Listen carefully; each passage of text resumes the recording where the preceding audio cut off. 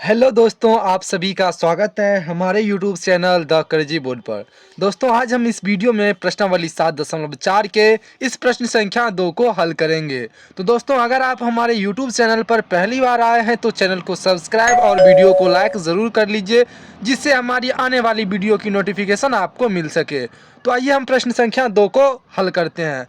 प्रश्न संख्या 2 है, एक्स और वाई में एक संबंध ज्ञात कीजिए यदि बिंदु एक्स कोमा वाई कोमा 1,2 और 7,0 संरेखी हो। दोस्तों, यहाँ पर हमको तीन बिंदु दिया हुआ है। एक बिंदु एक्स कोमा वाई, दूसरा है 1,2 और तीसरा है 7,0 और बताया जा रहा है कि ये तीनों बिंदु क्या है, संरेखी है।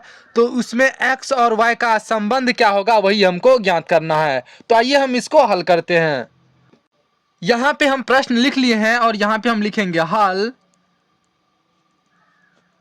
और इस बिंदु का हम नामकरण कर लेते हैं सबसे पहले। तो यहाँ पे हम लिखेंगे, माना कि बिंदु ए एक्स कोमा वाई, बी बिंदु मान लेते हैं 1,2 को, 1,2 और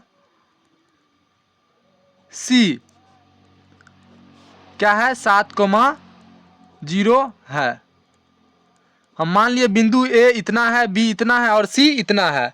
अब यहाँ पे हम लिखेंगे, चूंकि तीनों बिंदु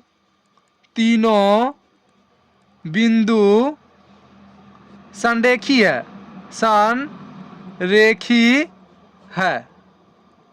तो अगर तीनों बिंदु संरेखी है तो इसका क्षेत्रफल क्या हो जाएगा दोस्तों, तो इसका क्षेत्रफल 0 हो जाएगा।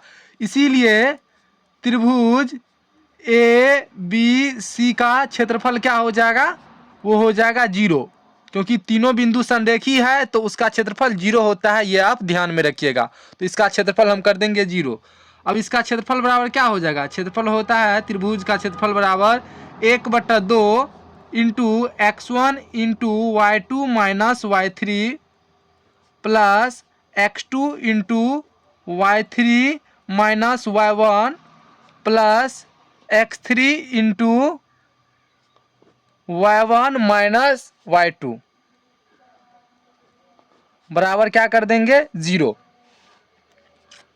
अब यहाँ से आप बताइए, 1/2 इंटू x1 कौन हो जाएगा, x2 कौन हो जाएगा, x3 कौन हो जाएगा। तो यहाँ पे हम लिख लेते हैं, ये ए बिंदु का इस कोऑर्डिनेट को हम मान लेते हैं x1, बी बिंदु के x कोऑर्डिनेट को हम मान लेते हैं x2 और सी बिंदु के x कोऑर्डिनेट को हम मान लेते हैं x3। उसी तरह से ए बिंदु के y कोऑर्डिनेट को हम मान लेते हैं y1, बी के y कोऑर्डिनेट को y2 और सी बिंदु के y कोऑर्डिनेट को हम मान लेते हैं y3। ये बस हम समझने के लिए यहाँ पे लिख दिए हैं, वैसे आप इसको नहीं भी लिखेंगे तो भी कोई बात नहीं है, बस दिमाग में रखिएगा। ये है x1 x2 x3, उनके बाद ये हुआ y1 y2 y3।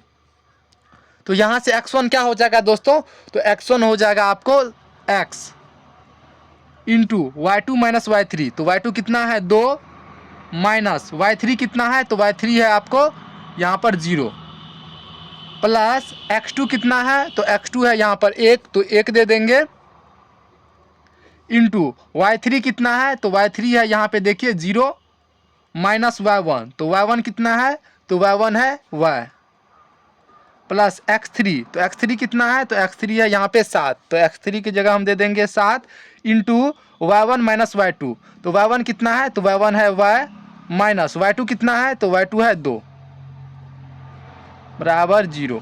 अब इसको आगे हल कीजिए और उससे ही हमको x और y में संबंध मिल जाएगा।